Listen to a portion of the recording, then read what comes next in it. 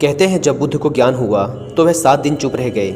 चुप्पी इतनी मधुर थी, ऐसी रसपूर्ण थी, ऐसा रोम रोम उसमें नहाया सराबोर था, बोलने की इच्छा ही न जागी, बोलने का भाव ही न पैदा हुआ। कहते हैं देवलोक थरथराने लगा। कहानी बड़ी मधुर है। अगर कहीं देवलोक होगा तो जरूर थरथराया होगा। कहते हैं ब्रह्मा स्वयं घबरा गए, क्योंकि कल्प बीत जाते हैं, हजारों हजारों वर्ष बीत जाते हैं, तब कोई व्यक्ति बुद्धत्व को प्राप्त होता है। ऐसे शिखर से अगर बुलावा ना दे तो जो नीचे अंधेरी घाटियों में भटकते लोग हैं उन्हें तो शिखर की खबर भी ना मिलेगी। वे तो आंख उठाकर देख भी ना सकेंगे। उनकी गर्दनें तो बड़ी बोझिल हैं।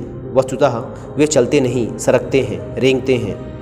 आवाज़ बुद्ध को देनी ही पड़ेगी, बुद्ध को राजी करना ही पड़ेगा। जो भी मौन का मालिक हो गया है उसे बोलने के लिए मजबूर करना ही पड़ेगा। कहते हैं ब्रह्मा सभी देवताओं के साथ बुद्ध के सामने मौजूद हुए।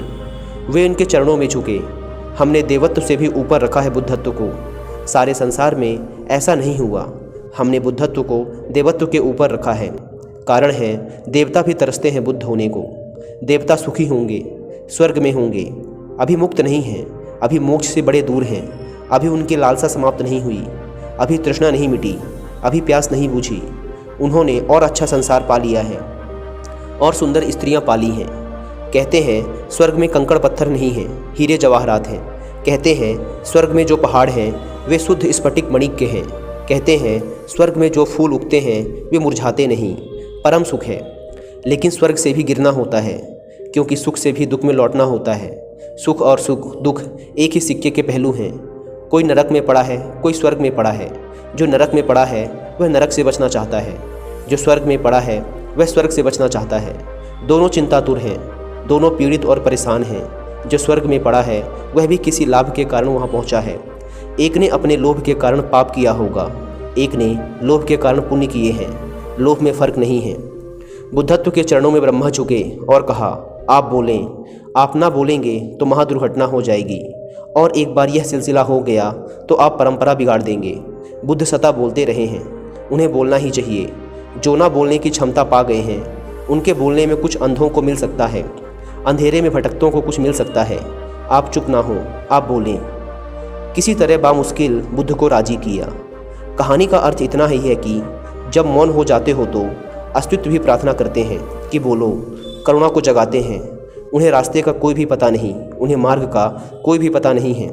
अंधेरे में टटोलते हैं, उन पर करुणा करो, पीछे लौटकर देखो। साधारण आदमी वासना से बोलता है, बुद्ध पुरुष करुणा से बोलते हैं। साधारण आदमी इसलिए बोलता है कि बोलने से शायद कुछ मिल जाए। बुद्ध पुरुष इसलिए बोलते हैं कि शायद बोलने से कुछ बट जाए। बुद्ध इसलिए बोलते हैं कि तुम भी साझीदार हो जाओ उनके परम अनुभव में।